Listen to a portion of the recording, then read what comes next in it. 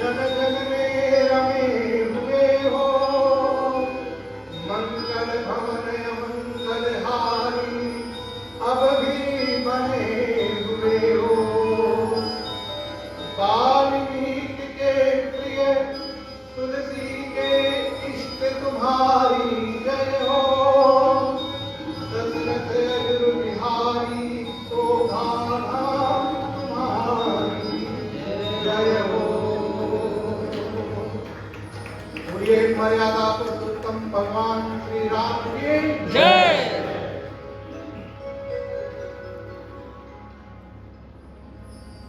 आज के इस पावन कथा के अवसर पर उपस्थित समस्त आर्यवंश दोस्तों वंदनीय बात सकती।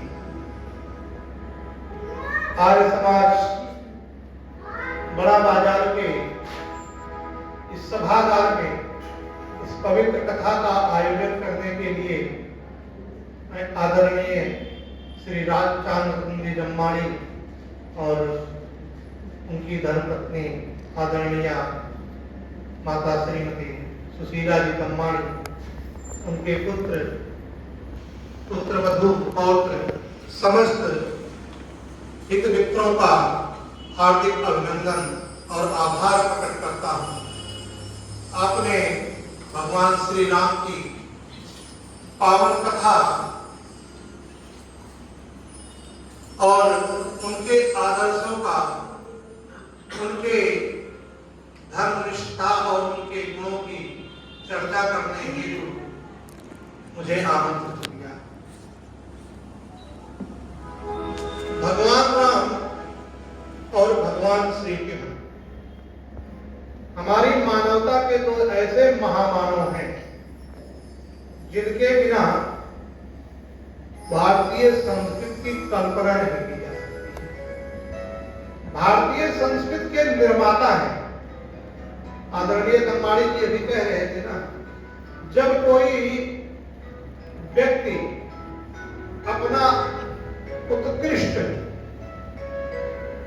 और अपना चरम विकास कर देता है तो साधारण मनुष्यों से ऊपर चला जाता है और फिर वो सबका पूज्य हो जाता है। पूज्य होने का अर्थ ये नहीं होता कि हम परम ब्रह्म बन गए। हम भी तो कहते हैं अपने माता पिता को पूज्य माता जी, पूज्य पिता जी। तो परम ब्रह्म के बाद जो सत्ता हमें आदर्श और नैतिकता का पाठ पढ़ाती है वो हमारे लिए पूजनीय होती है, परम ब्रह्म के सदृश होती। सदृश होना अलग है और परम ब्रह्म स्वयं होना अलग है। भगवान श्री राम परम ब्रह्म के सदृश हैं। उनके अंदर कोई गुण नहीं, कोई दुर्गुण नहीं था। ऐसा कोई दुर्गुण नहीं है जिसको कोई कह सके। एक मनुष्य के जीवन में जितनी मानवता होनी चाहिए, जितने गुण होने चाहिए, जितनी मर्यादाएं होनी चाहिए, वो सब उनके चरित्र में निहित है। इसलिए उन्हें मानवता का आदर्श कहा जाता है। महर्षि मन ने मनुस्मृति में कहा कि जब कोई व्यक्ति अपना विस्तार करके युग पुरुष और योग पुरुष बन जाता है तो वो साधारण मनुष्यों से ऊपर की श्रेणी में निकल जाता है, उसको भगवान की पदवी मिल जाती है। भगवान ऐश्वर्य, ऐश्वर्य माने उत्तम गुण, उत्तम गुणों को धारण करने वाला तो हमारे लिए अस्तित्व हो जाता है, पूजनीय हो जाता है। किंतु उस परम ब्रह्म की सत्ता अलग है। इनके आदर्श को, इनकी कथा को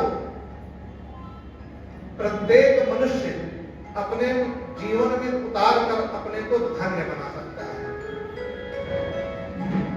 विश्व के जितने भी मानव हैं, कोई उनको काल्पनिक कहे, कोई कुछ कहे, किंतु कोई इस बात को हाथ उठा के नहीं कह सकता कि मैं ये नहीं चाहता कि मेरा जीवन या मेरे बच्चों का जीवन उनके जैसा ना हो। किसी से यदि पूछा जाए कि भाई राम जैसा बेटा चाहते हो, यदि राम को नहीं मानते हो तो राम जैसा बेटा ना चाहो।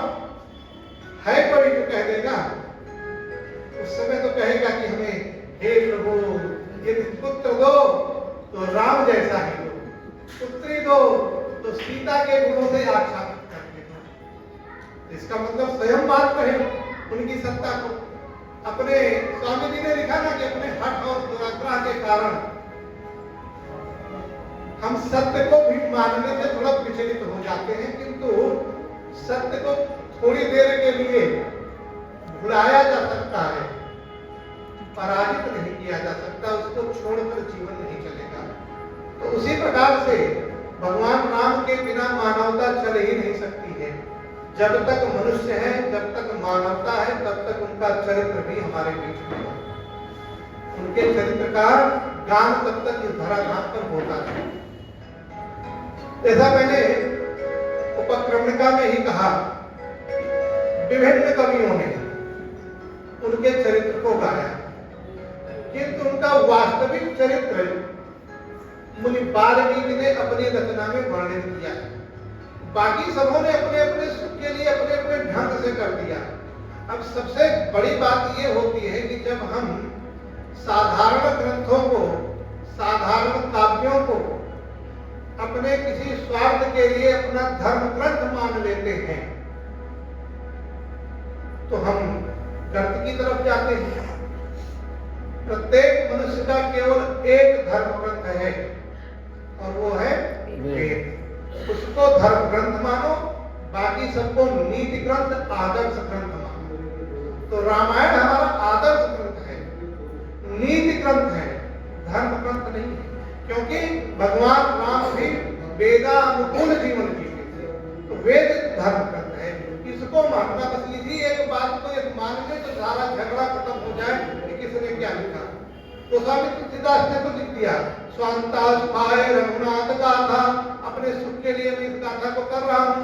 आज उनकी बातों को, किसी कल्पना को आप सत्य मान करके बैठे हो, अब उसमें तो बहुत सारी ऐसी बातें हो जाती हैं जिनको माना नहीं जा सकता है। तो खैर, जो वास्तविक चरित्र है उसका गुणगान करना, उसको आत्मसात करना।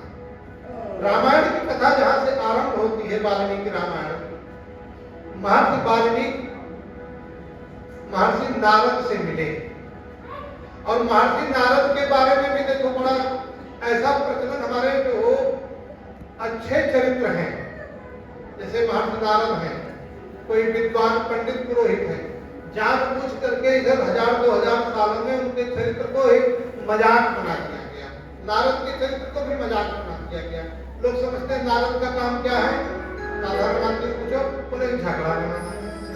और नारद के बारे में वहां क्या लिखते हैं, तपः स्वाध्याय निरतम तपस्वी वाग विदंबरम नारदम परिपृच्छ वाल्मीकि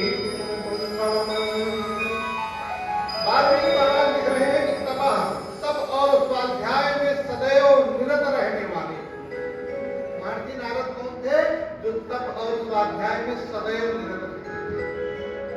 वाग्विद थे, जो विद्यायुक्त वाणी ही बोलते थे।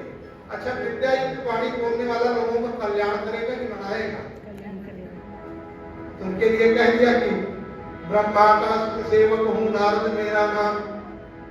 तो वो बात ये थी कि ब्रह्मा का सेवक हूं, नारद मेरा नाम, इधर घूमना उधर घूमना यही हमारा काम। घूमते थे कि पूरी सृष्टि के बारे में, जैसे आजकल क्या है, सूचना और प्रसारण मंत्रालय बनाया है सरकार ने, उस समय तो उनके पास रहता है, उसके हेड थे, कहाँ क्या हो रहा है, क्या गतिविधियां चल रही हैं, सैटेलाइट से कैसे फोटो आ रही है, ये सारा उनका डिपार्टमेंट था। तो उनसे किसी को कोई जानकारी लेनी होती थी तो लोग उनके पास जाते थे कि सत्य घटना हमें बताइए। तो महर्षि वाल्मीकि भी पहुंचे उनके पास, बोले को वसमिनताम प्रथम लोके गुणवान कीर्तस्य वीरवान धर्मज्ञस्य कृतज्ञस्य सत्यवाक्यो विरक्तः। इस समय धराधाम पर कौन सबसे बड़ा नीतिमान है?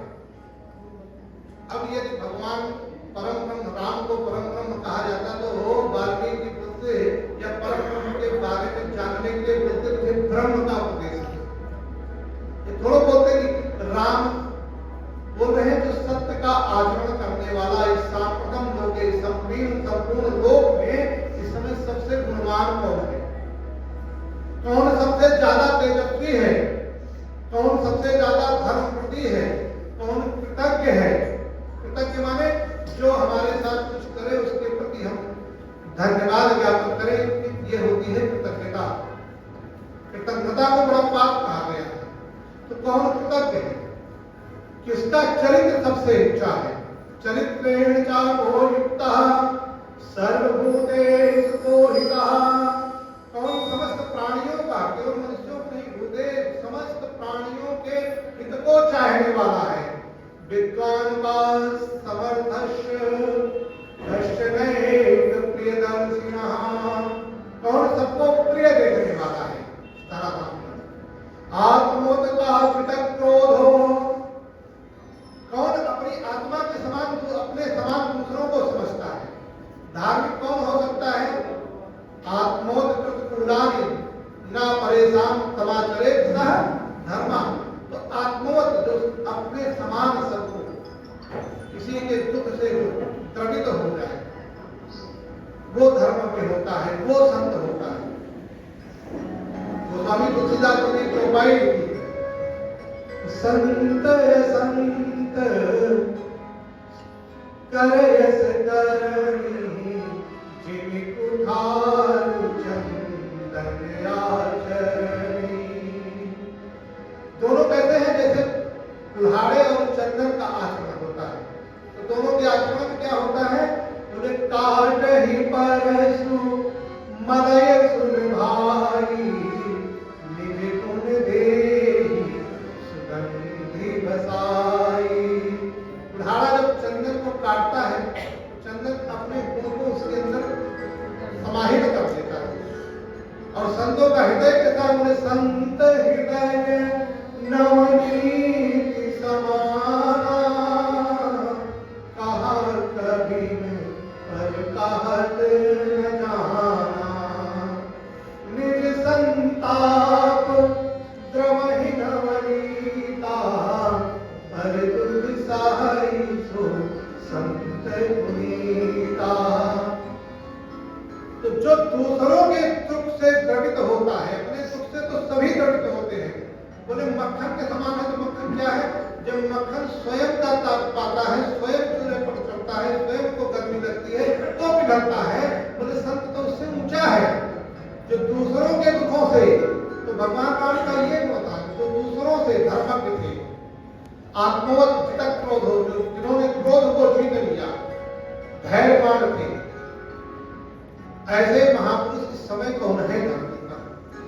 नारद जी ने कहा कि क्षौर वंशो प्रभो रामो नाम जनहि सुता नियतात्मा महावीर्यो बुद्धिमान धृतियान वशी। बोले किसी ऐसे व्यक्ति को ढूंढ रहे हो मुनि वाल्मीकि, तो इस समय इक्ष्वाकु वंश में भगवान राम है, जिनके अंदर ये सारे गुण, जितने तुमने पूछा, ये सारे गुण समाहित होते हैं। वो केवल अकेले इस धराधाम पर भगवान राम हैं। तो उनकी कथा नारद जी से विस्तार में वाल्मीकि महाराज ने सुनी। वाल्मीकि महाराज भगवान राम के समकक्ष थे। ये बात रामायण की भूमिका से ही स्वतः प्रमाणित हो जाती है। अगर वो होते तो वो पूछते कौन था। पास्ट टेंस की बात नहीं कर रहे हैं, प्रेजेंट की बात कर रहे हैं। इस समय कौन है धराधाम पर? तो नारद जी ने कहा, ये जानना चाहते हो तो इस समय जो है धराधाम पर भगवान राम है। अब उनके मन में कुछ रहा होगा कि मैं ऐसे व्यक्ति के बारे में जानूं, आदर्शवान, नीतिवान, गुणवान व्यक्ति के बारे में जानूं। ये भगवान राम का चरित्र था। इस तरह बातचीत करके मुनि वाल्मीकि वापस आए आश्रम में, और एक दिन संध्या वंदन कर रहे थे। तो पार्थी वाल्मीकि अपने आश्रम में बैठ करके संध्या कर रहे थे, और देखा कि पशु पक्षी किलोल कर रहे हैं, फुलवारी बढ़िया खिली हुई है, तमसा का जल कर दान कर रहा है। किसी उत्तम और रमणीय वातावरण में अपना संध्या वंदन आरंभ किया और जैसे ही संध्या वंदन आरंभ करने के बाद उन्होंने आंख खोली, बीच में त्रिपुरार ध्यान में भी व्यक्ति आंख देखा कि दो पक्षी आपस में विरोध कर रहे हैं। तब सातट ऋषि पारनी का आश्रम मंजू बना है, स्वर्ग और अकबर के सुखों का पूर्ण ज्ञान धना है। मौले श्री बेटा खुदा में कलियां भी हंस रही हैं, बेटा खुदा बड़ी कुसुम की खुशबू चमक रही है। जैसे ही पहली मरीज नीरव पर अंगड़ाई, ईश्वर ने संध्या वंदन कर अपनी पलक उठाई। देखा युगल रोज जीवित प्रभु की विसर्ग माया में, कोटि मग्न खो रहे एक तुझे जीवित काया में। भोले नेत्र नयन अभिराम प्रभामुनि देख रहे थे, मृगलेख के पत्तों पर हलगित लेख रहे थे। धन्यवाद करेंगे प्रभु का उचित मनीष मन डोला, मन कामना वायु झोंकों ने अंतर का पल खोला। बोल उठे सर्वे भवन्तु सुखिनः, बोल उठे सर्वे भवन्तु सुखिनः की मंगलवाणी लगी थी रखने सरसिज से वेद सुरभि कल्याणी। तत्क्षण दृश्य अचानक देखा, शांत उठा पूरे अंतर, चमच हृदय में विधा हुआ था, निपुर बधिक का किड़सर। भारती कार्मिक संध्या वंदन कर रहे थे, देखा कि जो पक्षी अभी विरोध कर रहा था उसके हृदय में बधिक का बाण पड़ा हुआ, और जैसे ही उन्होंने नैनों को खोला उनके अंतर मन से तुरंत वाक छूटा। मानिदाद प्रतिष्ठान त्वं ब्रह्म शाश्वती समान, यद त्रोण्यवादेकं अधिकामोहितं। जब तक ढूंढ भय मिले है, जब तक बाण बहेगा, इस वसुंधरा में तब तक अपना भार रहेगा।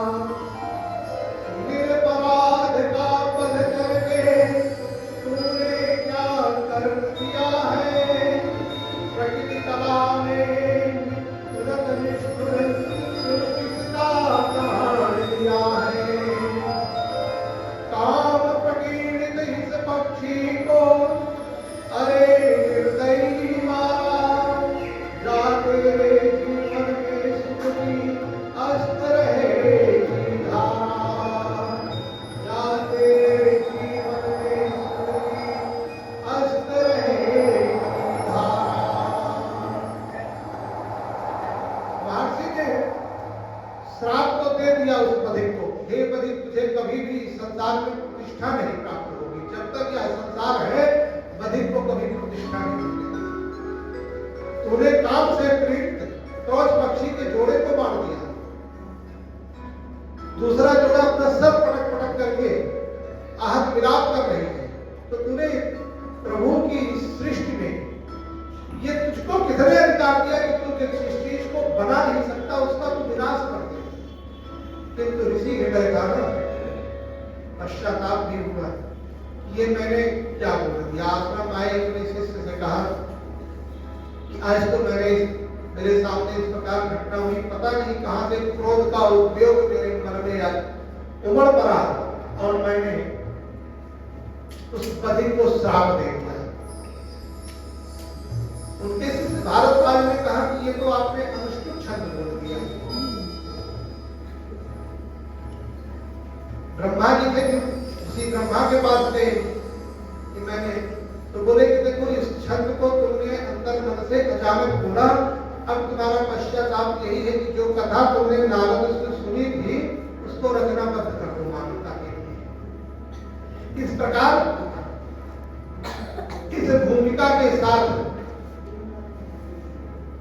महर्षि वाल्मीकि ने रामायण की कथा लिखना आरंभ किया।